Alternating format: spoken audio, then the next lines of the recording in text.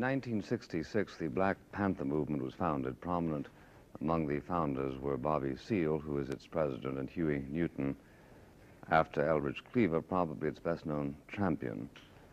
In recent months, of course, the Newton wing expelled Eldridge Cleaver, who is living in Algeria, so that the Seale-Newton wing is nowadays supreme. Meanwhile, the Black Panthers have turned their backs officially on violence as a means of accomplishing whatever it is they propose to accomplish, concerning which we will in due course be enlightened. Huey Newton, you will remember, was tried and convicted of killing a policeman, specifically of involuntary manslaughter. The slogan, "Free Huey Newton," was to the late 60s what the slogan, "Who Promoted Perez," was to the early 50s. The higher court reversed the verdict on a technicality, and Mr. Newton was tried twice more, the trial resulting in each case in a split jury. Finally, the presiding judge gave up, and Huey Newton is free. His mother is from Louisiana, his father from Arkansas, and he is the youngest of 7 children. He was schooled in Oakland, where he now lives. His first book was called To Die for the People, and imminently he will publish his autobiography, which is called Revolutionary Suicide, a concept I shall now ask Mr. Newton please to explain. I'll explain it, but if I may impose upon you, I have a friend who's almost dying for me to ask this question, if you will. The question is, during the Revolution of 1776, when the United States of America broke away from England, my friend would like to know, what side would you have been on during that time? I think probably I would have been on the side of George Washington. I'm not absolutely sure, because it remains to be established historically whether what we sought to prove at that point might not have been proved by more peaceful means. On the whole, I'm against revolutions. Though I think as revolutions go, that was a pretty humane one. Yeah, you're not such a bad guy after all. My friend will be surprised to hear that. I hope he's listening. His assumption was what? Well, he was puzzled, but I think that he was inclined to believe that you've been on the side of the colonizers of England. But I'm pleased with the answer, and I agree with you. The only revolution that is worth fighting is a humane revolution, and also one that succeeds. Pardon me? Also one that succeeds. Yes, right. Because, eventually. I feel that if King George had captured George Washington, he would have had the right to hang him. According to the law. Yeah. But revolutions always, in some ways, contradict some laws. That's why it's called revolution. Well, revolutionary justice is its own justice, isn't it? Yes, and of course it always professes to go under some human right or humane consideration. And I think that we can judge revolutions on the basis of how much, in fact, or objectively, people are given a fair, dealt with in a fairer way, and are given more freedom. I think that one of my principles is that contradiction is the ruling principle of the universe, and everything in phenomena, whether it's the physical world or the biological world or the social world, has its internal contradiction that gives motion to things, that internal strain. And much of the time that we Homo sapiens don't realize that no matter what sort of conditions we establish, no matter what government we establish at this point, there also will be that internal contradiction that will have to be resolved, and resolved in a rational, just way. And of course, that leads us somewhat, it's very vague on how to deal with it.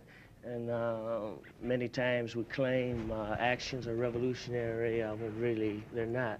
So I appreciate your answer, and I would agree with that part of it. Which part? The part that the only revolution is worthwhile, or that is a real revolution that succeeds, would be a humane revolution, and otherwise that, it's called an insurrection or a mutiny. Yeah, a rebellion or riot. Yes. Yeah, as I understand it, the generally accepted test of the integrity of a revolution is whether it is established, the revolution having taken place, that the people truly supported it. A revolution cannot really succeed without the people's support. Oh, sure it can. Oh, sure. It's easy. Well, changes in authority can be successful, but I think that we would have to have a functional definition. We would have to stipulate what we mean by revolution. Well, there are revolutions, roughly speaking, every 2 or 3 months in Latin America without the people getting involved. Well, I would probably call it by, I think just the words, I would call it a coup d'etat. That's revolution. Well, I say that by way of definition, I would reject your definition, but I'll appreciate if you want to call a coup d'etat a revolution, then I could function. All right, and if you want to call a popular revolution, please call it a popular revolution. Well, then I would say that a revolution would have to be popular, or else Why? I wouldn't label it as a revolution. I would, so really we're just dealing in semantics of what a revolution what a revolution is made up of, in fact. And I say that we won't have to belabor that any rebellion that establishes a new authority, if you would like to call that revolution, then I could entertain it because, it's just a word anyway. But changes in governments and changes in the relationship, people and authority and institutions, I say they take many forms, and I like to distinguish. Sure. What would you call the thing that ousted King Farouk?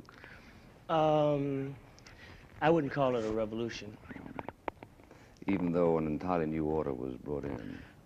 Yes, but with coup d'etats, it's common that an entirely new order will be brought in. No, not necessarily.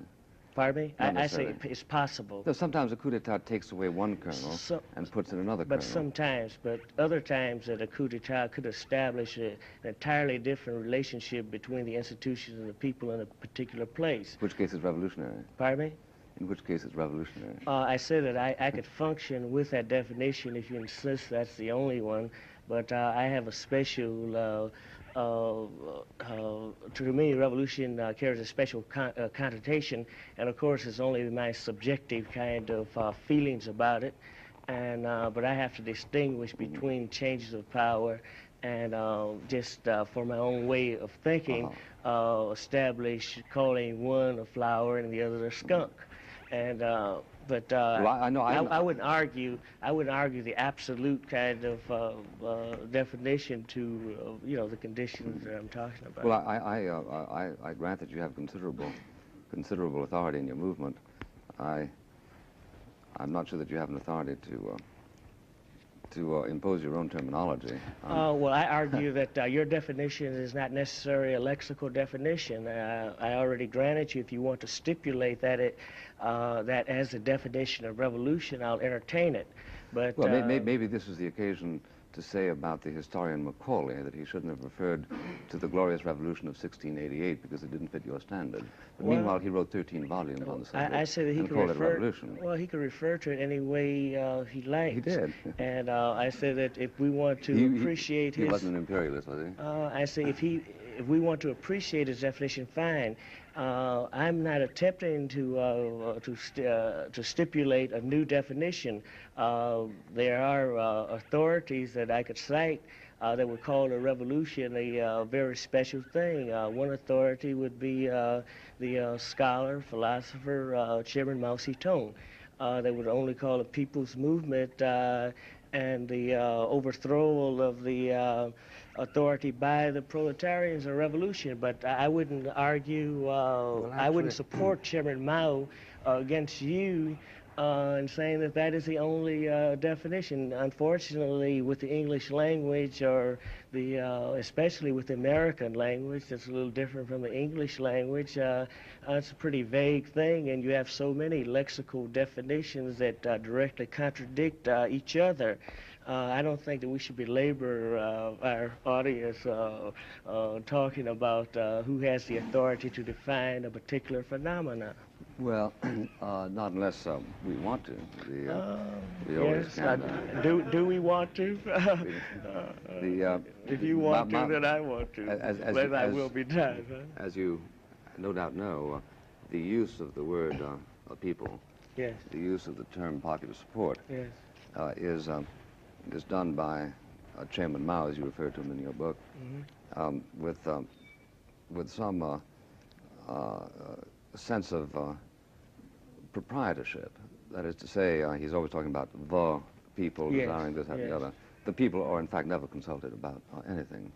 Have never been consulted about Chairman Mao, about any of his regulations, or about his foreign policy. Well, I differ with you. I think that too much of the time, because of our cultural differences, and that we we only consider being consulted within the scope of what we feel subjectively being consulted is all about. For instance, in China as well as in Latin America, people say that, well, there's no democracy, say, in Cuba because there's no putting the ballot in the box, so the people are not consulted. But on the other hand, that Fidel Castro said that the people are consulted even in a more severe way, that the authorities put to the acid test. And whether I support that procedure or not is not the point. But the acid test is for a long time that people can be fooled, but they can't be fooled and misused all of the time. And the test would be the doom of your authority through armed revolution, and that is the way that they're consulted in the final analysis. I don't know what you're talking about, and I think you don't either. Well, I'll tell you. Well, you can only speak for yourself. That's why I say I think. I said that I'm perfectly equipped to. I'll be more clear then, okay? Yeah. You were going to explain wherein Castro is democratic. No, I'm going to explain a principle, and the principle is how people are consulted in a democratic society. And I'm saying that the Westerners have a particular definition of people voting, a particular definition of what democracy is about.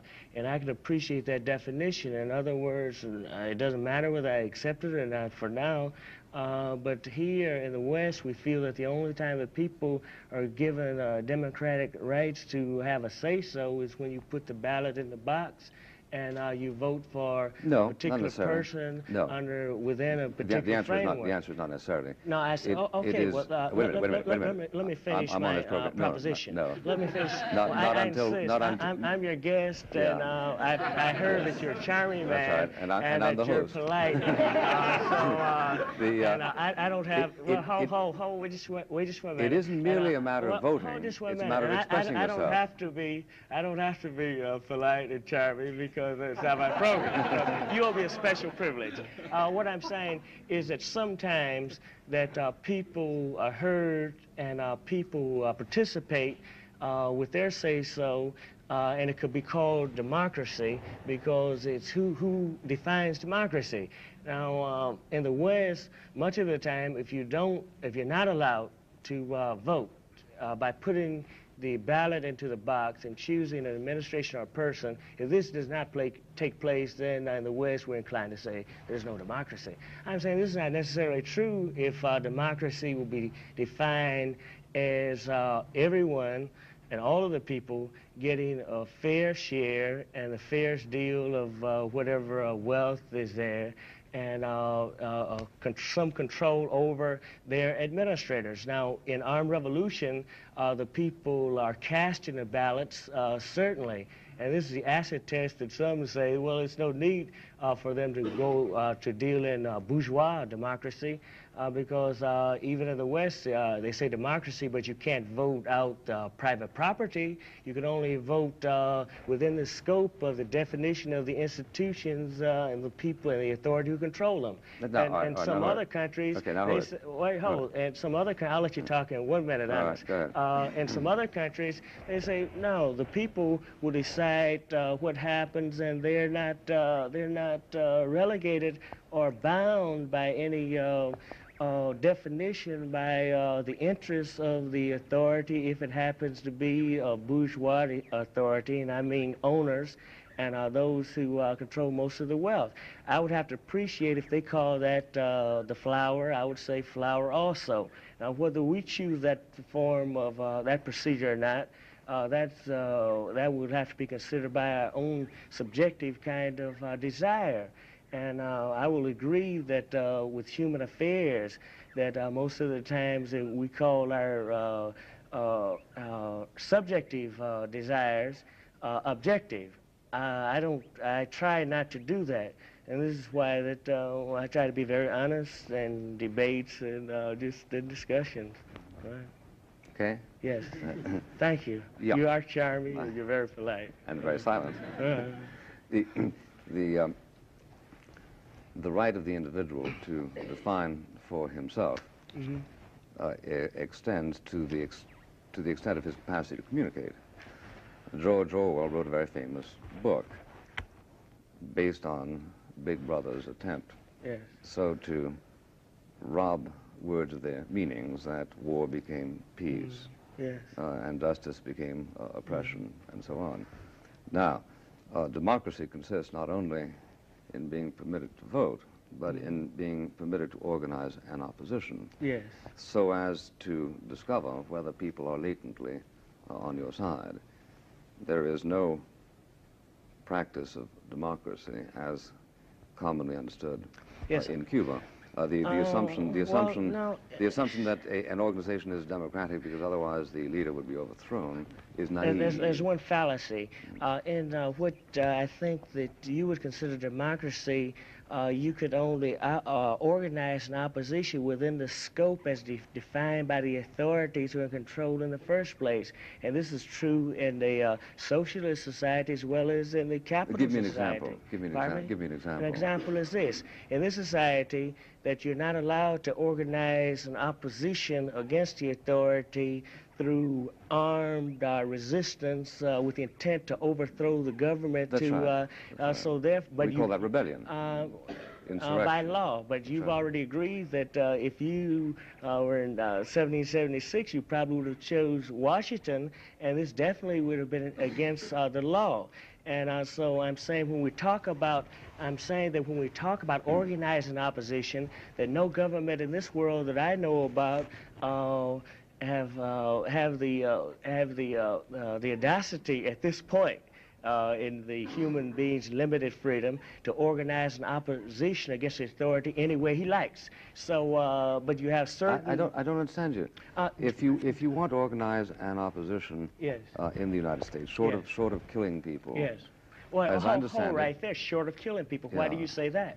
Well, because those are the rules. Those are this is just what I'm saying. So therefore, you have to operate within a limited scope. The rules of democracy are that the art of persuasion has to be practiced short of assassination. No, I understand that, but I want to be clear to you. It's also the same principle operating in socialist or communist governments. Give me an example. You're allowed. Where? Well, let's choose for Czechoslovakia. example. How about Czechoslovakia? Let's choose the People's Republic of China. All right. What are you allowed to do? You're allowed to organize opposition. No, you're not. Against. No, you're not. But we disagree in fact now. Tell that's a real me one contradiction. authority on China who says you can. Name one. Well, we could start with start with anybody. Pardon me? Start with anybody. Oh, start with Chou En-lai. When did he say you could organize an opposition? Oh, well, I'll tell you when. When I spoke to him in the People's Republic of China, that I had about 6 hours private talk with him, and I had many hours of talk with responsible members of the Central Committee of the Chinese Communist Party. And I was very shocked because I suddenly realized, and I was sort of ashamed too, that I was brainwashed by Western thought because what I heard, I didn't think that no matter, before I went, I would have lied to you and said, oh, you have freedom of speech in China. You know, deep down, because I believe that they were moving towards. How can you organize opposition without freedom of speech? Let me finish. If you interrupt before I finish the idea, then we'll talk about contrary things, and we won't have the contradiction that we're attempting to have anyway. I'm saying that as I sat there, this Chinese said that, you know, comrade, that all state administrations are oppressive to someone. And he started to explain in capital state that the people who own the capital, they're minority, and they oppress the majority of the people through exploitation. You know, you call rhetoric. I was listening. And he said that in national state, that sometimes a whole nation will oppress the rest of the world, and with their state national administration. So there's still a minority oppressing the majority of the world's people, like the Hitler regime attempted to do, and like this regime attempted to do to a point. Let me finish. Let me finish. I haven't gotten to the meat. I insist that I give you the antidote. So what I thought was so. Let's not do this, all right? Yeah. What I thought was so shocking was this last statement. And I'll be very brief, and I'll talk fast. That he said that. I said that. Well, comrade, what about you? Said, oh. State administration, what about the communists? What about your progressive socialist state? Is that also oppressive? And then he said, yes. He said that while you have state administration, that we expropriate from the people, because if the people in this country, if they earn $10 an hour, we only give them $8. The only difference in us and the capitalist state is that our appropriation is different. That we don't have private ownership, so we give that $2 we expropriated from the people back to the general welfare in a capital state, that they give it to themselves in their pocket. So therefore the people are still not as free as we'd like for them to be. They say we work for the dissolution of the state. We work for our own disappearance. And when he said that, I said sedition. He works for the end of the communist regime of China. And I thought that was very honest. I met so much honesty there. And I thought that was a very free statement. And that's a statement that would lead me to believe that if he's working for the dissolution of the state, that an opposition could arise to work for that withering away of territorial boundary lines. When China, as Russia has already done, strays from this philosophy, I will stray from my respect for them. The United States is, as far as the West is concerned, that there are many democratic principles that the people in China probably don't enjoy, according to what you would call democratic principles.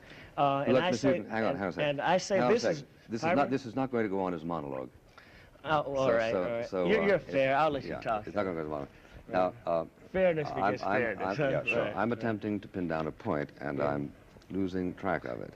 You think it may be that one of the difficulties you have as chief spokesman for the Black Panther Party is your total incoherence. That is to say, people don't understand what you're talking about. I don't understand what you're talking about, and I'm a very close listener. I think you're very limited in your definition of things. Perhaps you don't understand, but we do have an audience here, and we have an audience throughout the country. That's right. You've had an audience for 6 years, and you have 2,000 members. I think that only through empirical evidence, the observation experience, I'll let the people judge whether I'm incoherent or not. Yeah. Now, whether I'm incoherent or not could be tested right now. Did anyone here understand me? You're allowed to speak. Sometimes I do. Thank you. Well, sometimes I do speak in a conglomeration of gibberish. I'm not very schooled in the technique, but that you have here. Now, but I am schooled in honesty. Why don't we not talk about your limitations or my limitations? Well, you brought them up. I was going to spare you and not tell you that sometimes you lose your shirt and your suit. Yeah. But you do that, and I hope that you don't do it too often. I'm glad you found it. Let's see if we can isolate one point. Are we having fun, it went as follows. It went as follows. You're not getting I'll frustrated, are you? recapitulate. No, no, no, no. I like talking to you. I'm glad you do. You're manifesting. We are trying to isolate the question whether there is a right to organize opposition within China. You said, after all... that's not what I said, who agrees with you that there is? You said Zhou Enlai. Mm-hmm. You then proceeded to tell me what Zhou Enlai said to you in a way that didn't actually... I could tell you other names, Comrade Wigway, Comrade Tong, Comrade Lee. You wouldn't know the difference. I named a person that you probably are familiar with. They say that you're well-read and you're conscious of world events, so I only named one of the officials in China so that you could identify him. And I don't know how many officials you know, and certainly you don't know the people. I doubt if you've been to the villages, the countryside of China, or have you? I think I heard that you did go. Did you go? Are you aware of the message that Zhou Enlai? Yes, I have. Are you aware of the message that Zhou Enlai sent to Allende? Did you go with? Pardon me? Are you aware? Yes, I saw the letter. And you remember that he said that he does not believe that Marxism can be ushered in via parliamentary democracy. In other words, Zhou Enlai, in that particular statement, said that he does not believe in the right to organize an opposition, that it is contrary to the dialectic of Marxism. But actually, hold just 1 minute. I would like to make this clear, and for the audience and for yourself. I don't know about Zhou Enlai, but one thing that I'm not a Marxist. Not a Marxist. I think that the whole concept of what Marx tried to lay down as a scholar, a historian, a philosopher was distorted, and people became priests of Marx and of other people. I'm not. I think that Marx was a scientist, and he tried to point out a very advanced method of analyzing phenomena that was called dialectical materialism. And you can't usher in dialectical materialism because that's the whole order and process that the universe goes through. In other words, I explained one of the principles is that contradiction is the ruling principle of the universe. It gives motion to matter, and contradiction is based upon internal strife. And that internal strife between inside of any physical thing seems to give it the ability to move and to be transformed.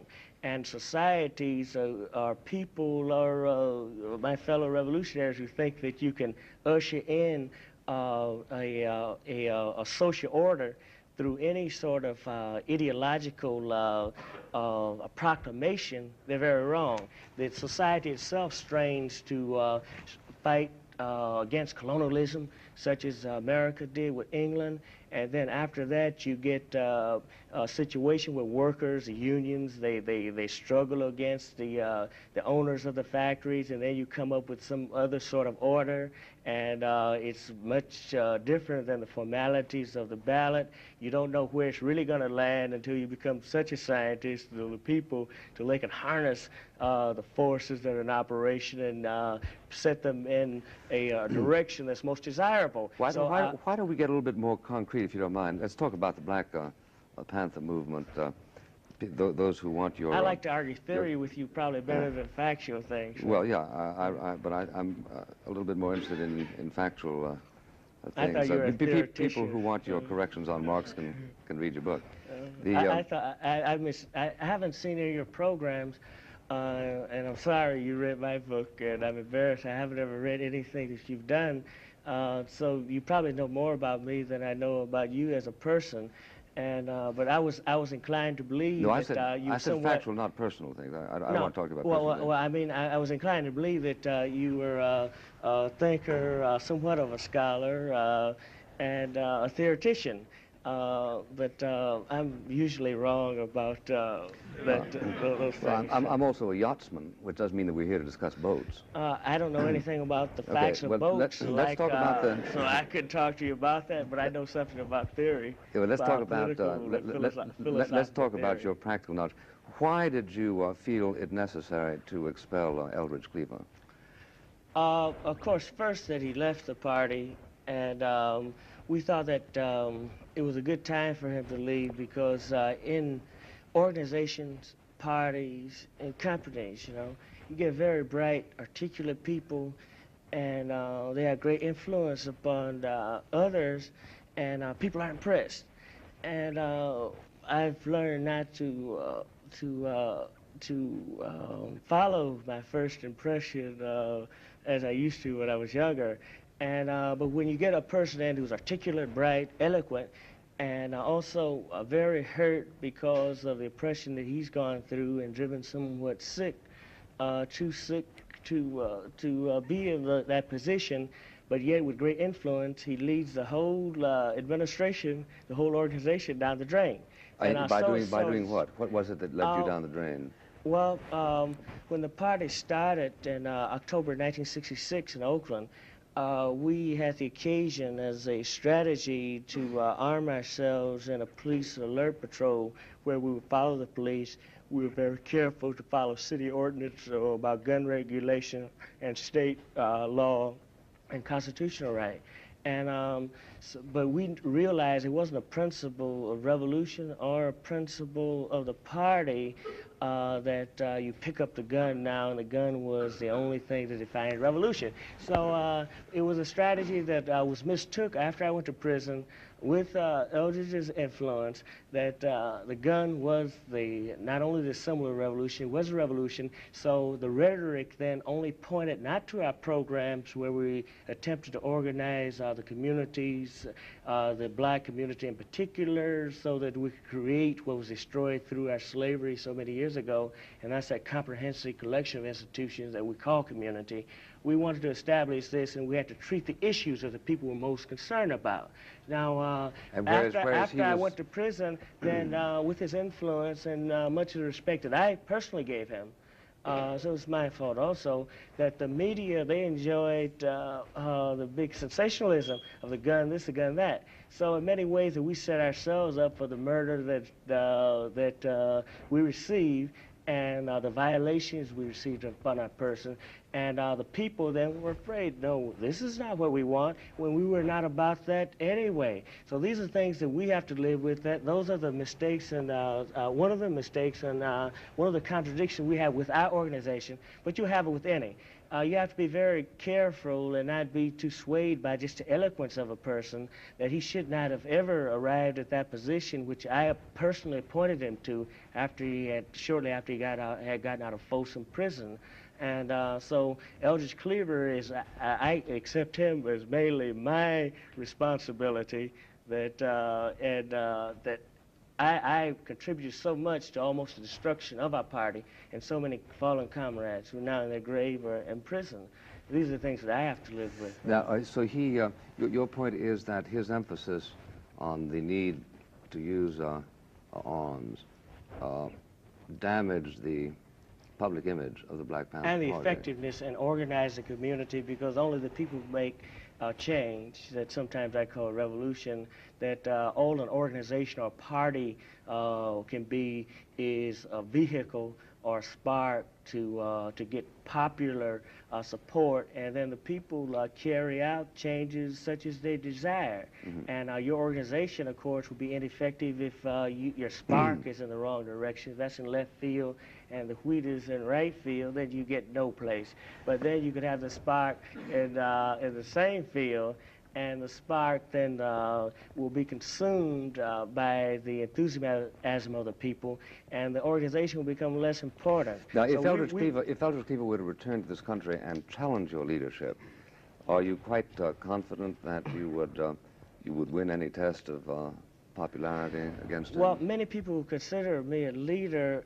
Really, I don't. We probably could argue about that, what that means. If it means what most people, especially my friends, think that it means, or I think that they entertain the meeting, I reject that. I'm not a leader. I view myself as somewhat of an organizer, as humble as I may be, that I've learned how to start to organize people so that they can protest, and they can somehow get what they want.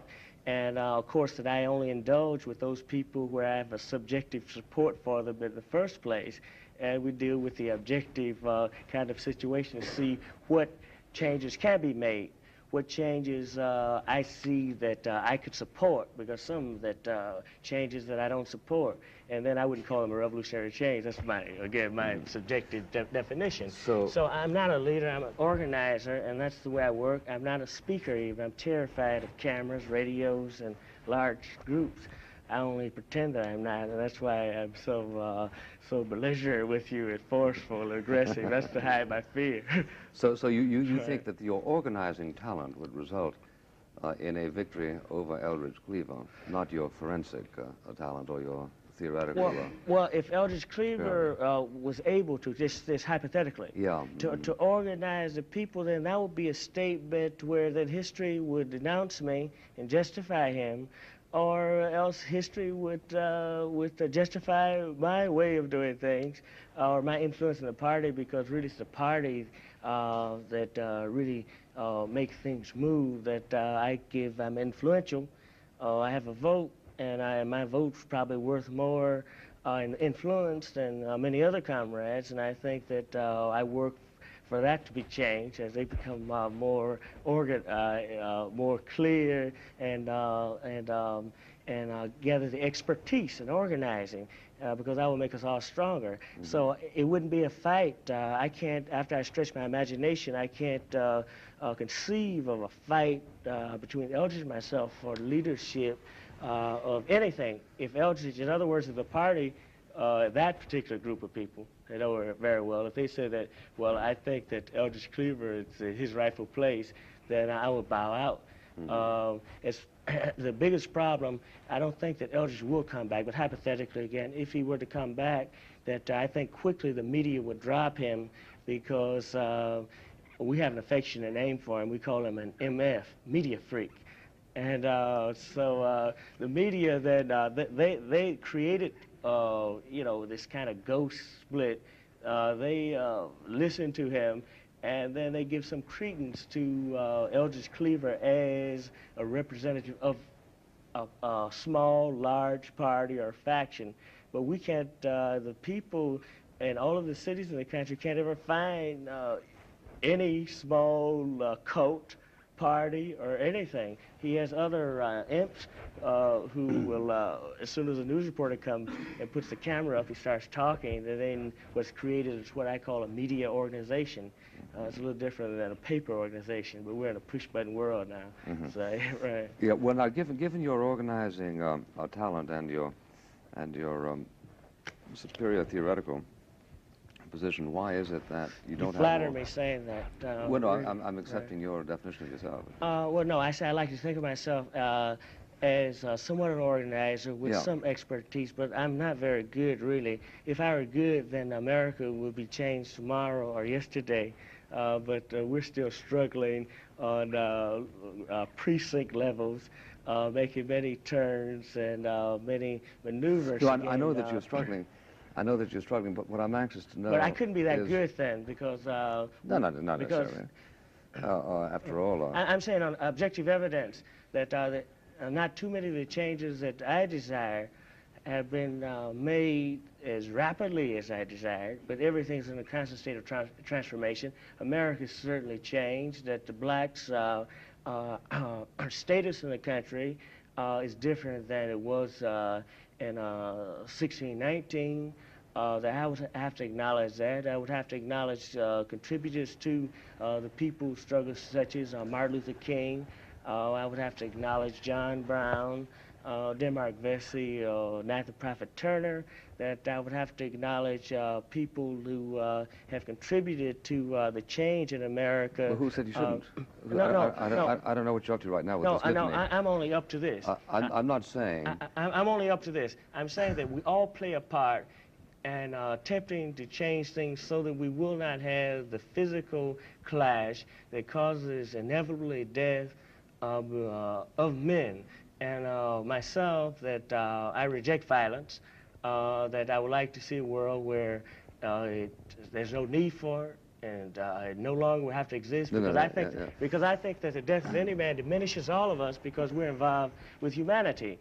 Now, I say that while doing this, the reason that we are so bullheaded and so many armies clash in the night is because we don't have the concept of, as Nietzsche says, that other shore. You know, I love the great despisers for their my great adorers, arrows longing for other shore. And I would like to admit to you that I don't have the answer to even start to resolve the contradictions of this country so that we can have that new order. But I do have a desire, a desperate desire, to reach the other shore. And I think that each day, each minute, that whether we know it or not, that we're slowly, in the world generally, we're slowly arriving at some other level, some other relationship between people. And I just work for the hopeful goal that this new level of relationship between men will be as desirable as possible between all of us, whether you define yourself philosophically as a conservative, as a progressive, as a reactionary, or a revolutionist. But I think all of these labels, that they really clutter our conversation, and it makes it possible for me to speak all this gibberish you're talking about. But it's frustrating, huh? Mr. Right. Sinkin from Trinity College. Yes, well, I've enjoyed the exploration of Mr. Newton's views. You know, I always accuse myself of really speaking in a conglomeration of gibberish, and he's made me very insecure. Do you think that maybe I hit on something of importance to you? I felt what you said was quite clear in the concepts you were exploring. Well, it seems that Mr. Buckley is the only dunce around here so far. Well, I'm only kidding.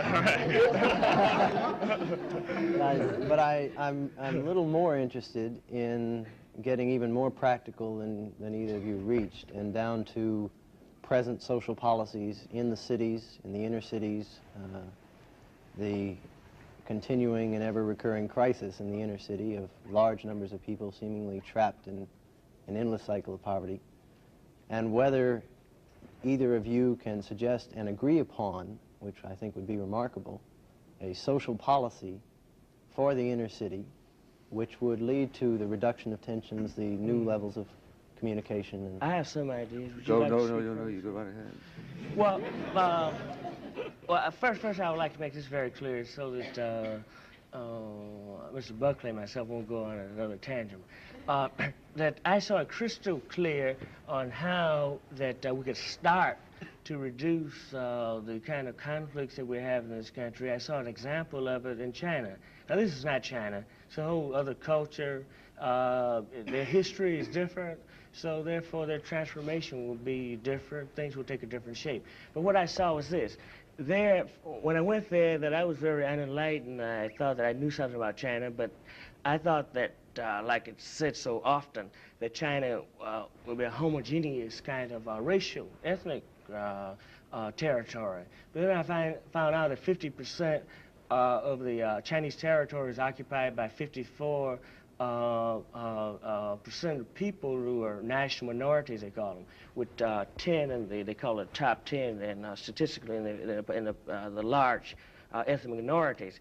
And I thought they speak a different language. They look much different. They eat a different food, and but yet no conflict. And I observed one thing, that each region, like we call cities, like we call now, we say community control, each region is absolutely controlled by those ethnic minority people, but yet they're still Chinese. Now, say that if another ethnic person are living, say, in the Wigway territory, say if a Han is living there, if I say that correctly, as a majority group there in China, then I ask, well, what happens? How is he treated? Can he hold office in your city or your regional administration? And say yes, if he's voted in. But we feel that the people there have a right. They know more about their culture and their needs and how to implement the institutions. Would that include the Tibetans? Pardon me? Would that include the Tibetans? Yes. No. Well, hold now. There was a big conflict for so long. Yeah. They call it genocide. Well, all right then. And of course, that if you talk about genocide, that if the Chinese have done wrong, they're in the barrel with the rest of us, with England as well as America, and their genocide against blacks. with the whole, What do you call the Cultural Revolution? The whole Western world that What do you call the crucified Cultural over 50 Revolution? million blacks alone that America took part in. So you could call it genocide. You know, when we put titles on things, you know, I even go, ah. And so I'm not even talking about whether I agree with the way they handle this particular ethnic minority. If I start to do this, I would get into, I'm saying that I disagree with him. I say they do administer their region at this point.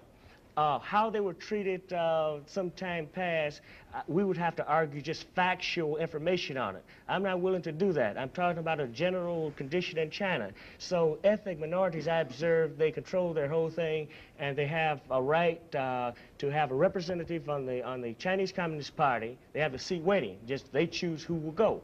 And at the same time, they have their principle. You cannot in China, and he talks about organizing opposition, you cannot, and it's true, in China you cannot vote to organize an opposition to reinstate private ownership.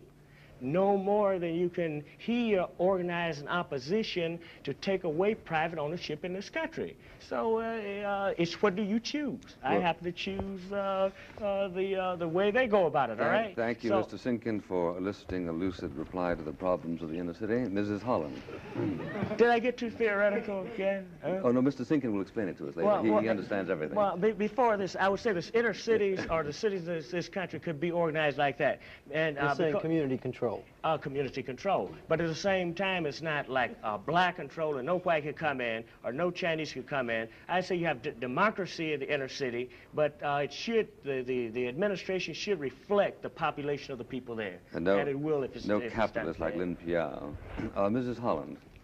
In reading through Mr. Newton... You say Lin Piao is a capitalist? No, I was teasing you. I thought that maybe we could discuss that in private, but I would say anything in public. I have my criticism of Lin Piao. All right, but let's hear from Mrs. Holland first, shall we? Okay. Ms. Holland. Mr. Newton. In reading through most of the earlier Panther material, religion was either not emphasized or de-emphasized. Yes. Have you and the members of your party rethought about the relevance of religion in the culture of black people in America? I think with any people, religion is almost a necessary thing that we would engage in. Myself, I'm a very religious person. I have my definitions what religion is about, and what I think when you speak of religion, you talk about God and so forth. As I analyze religions, I find that we always talk about the same God, and that is always the person or the thing in nature that we do not know, that we do not understand, that we do not control, but yet somehow it affects us. So then in the Webster Dictionary, they say that this also could be defined as ignorance, you see. You don't know God, but there's something out there. You didn't create yourself. You must be created. I find that to tell a person, don't believe in God, don't believe, is to also tell him that pretend that you know everything, all of the answers. So no matter what religion, whether it's Judaism, Christianity, Islam, God is always that thing, the unknown, they say the unknowable, and I say that it's a thing that's ignorance. It's ignorance when you don't know it, and it's wisdom when you do. And so the scriptures, you know, my father has been a minister ever since I can remember, that he used to always tell me, you know, that the church is in the heart of men and God grows within. So as we eliminate our ignorance and God stops being ignorance but becomes wisdom, then he grows within, and then we'll really know who God is. We'll see that we walk with him, that we talk with him, we'll find ourselves, and we'll know that our pipe has been in our mouth all the time. We'll know really who we are, and we'll know who God is. We'll find that he's the all, really, which is a nonsense term now. Man only knows events in between the beginning and the end. Both of those are words that maybe Mr. Buckley can define, but I can't. But we know there's something outside of events that we don't understand. We're a very motley crew, really, at this time in our evolution. Mr. Mounds? Yes, I have a question for you, Mr. Buckley. Much of the emphasis, my research, perhaps the concerns of students here today, has been on looking at the Panthers in the past 2 or 3 years and seeing a great deal of metamorphosis that has taken place. And probably we still have many more questions for Mr. Newton about where the Panthers stand now compared with the past. But I would like to ask you if you have undergone a metamorphosis in your own appraisal. Some of your earlier statements about the Panthers were rather strong. And I was curious about your present appraisal. Well, my judgment as publicly made of the Panther movement was based on an examination of its own literature. I read the Panther paper and described its contents and its publications. I think it's probably true that whoever edited it was rather hyper-virulent, and that it's probably true that a lot of people who were in the party themselves a little bit taken aback by it, and the saner element appears to have prevailed. But I don't think it's a historical exaggeration to say that the Black Panther Party, to the extent that one could infer its thoughts from its declarations, was based on the need to despise the white race. Well, could I suggest an example? Sure. In one, I believe it was Looker, it could have been National Review article, you disagreed very strongly with Dick Gregory, who had indicated that the militant stance and symbolism and rhetoric functionally could actually displace violence, if you see what I mean. Perhaps could you accept that as a phenomena of a Yes. positive good that the Panthers have contributed? Yes, I could. Unfortunately, as much could be said of the Ku Klux Klan. But it is true. I think Dick Gregory gave a concrete example, you may not remember, about a black woman who felt intimidated. This was about 2 or 3 years ago, and she called the Black Panther headquarters there, and they sent someone to look out for her, and he was armed. On the basis of the assurance that she got from his presence, she did calm down and recovered her stability. And there's no question that people can perform that kind of a function armed in that kind of a way, and I have no doubt that here and there the Black Panthers did. Well, I would like to say this, and I'm sorry if I interrupt, when people Sure. will equate the Black Panther Party with such people as the Ku Klux Klans and White Citizen Council, I get sort of upset. I agree that I would like to see a world, and we agree on more points than we probably have time to realize now, but the point that dialogue, just the energy, dialectical struggle, or struggle just through the word. I would hope that will probably be the next advance that man will come through and put the club down. But I think that there's certain objective kind of difficulties of reaching that point immediately. I think that things just don't happen. You start, but as long as there's especially a special economic interest that one has to support, an authority that he has to support, then he creates a rhetoric in order to sell that to a group, to an army, to henchmen. Then I think that this kind of dialogue will be inflammatory and cause much violence and so forth. And I will even point out the history of the Black Panther Party. I think the rhetoric ran amok with the leadership, the influence of Eldridge Cleaver, and it caused many murders, that it laid the foundation so that even the black community could say that, oh, those bad guys out there, you see, they only want violence and robbers and so forth. This kind of rhetoric, I think, can promote physical conflict, that dialogue itself carries no sort of virtue unless it's pointed into a direction in order to resolve a problem, you see. What about the role today of the Panthers? You indicate, for example, in your To Die for the People, that one of the first priorities is education, but you don't actually define that. Do you mean political education, use of the media, or do you mean formal education? For example, would you have advice for the black students here today? Most of us think, we've been taught, we've been programmed by our schools and our universities to think in categories. And that's very much different than thinking dialectically, where many things are in play at the same time, and that we think that education means formal education, perhaps, or maybe it means political education, or define what do you mean. When I say education, I mean a lifting the consciousness of the people, and where external stimuli will bombard the human organism, and then from that process you begin to have some sort of awareness of what's going on, because I agree with Sigmund Freud.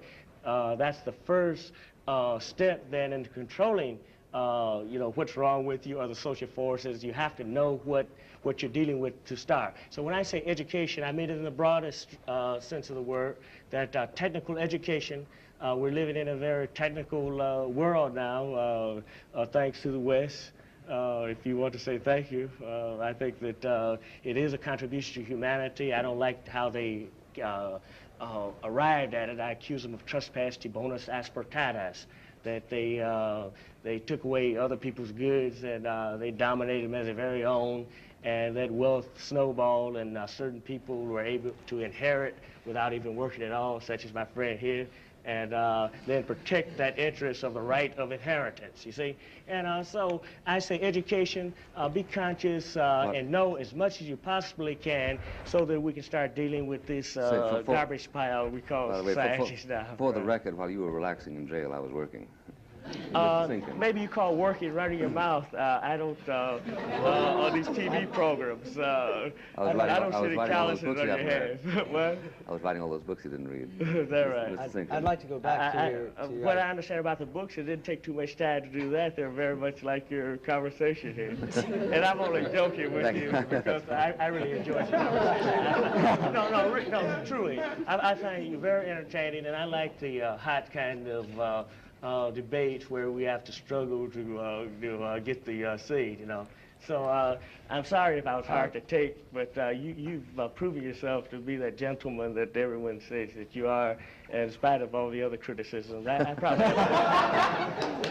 Mr. Sinkin, I think we had just as, yeah, we've got a second. Going back to your idea of community control, recognizing that we haven't succeeded to date in the ideal of integration in our community, and that community control would be one way of almost recognizing reality. What happens to the fact that community control means that people in the inner city, for example, control a decaying, dying city? But see, that troubles me. You're still thinking, and it makes me so mad, because you're still thinking... I'm afraid you're going to have to answer this after the program is over. Yeah. Thank you very much, Mr. Bring that up again. Thank you very much, ladies and gentlemen. We're taught to think in the wrong way. When I say community control, from your...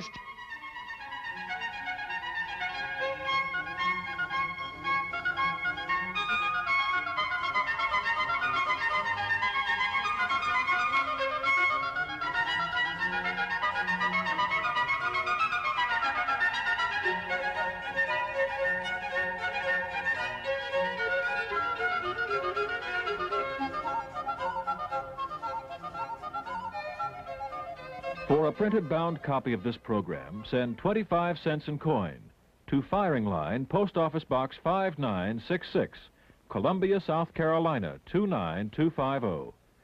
That's 25 cents to Firing Line, Post Office Box 5966, Columbia, South Carolina 29250. This program was made possible by a grant from the Corporation for Public Broadcasting. This is a presentation of the Southern Educational Communications Association.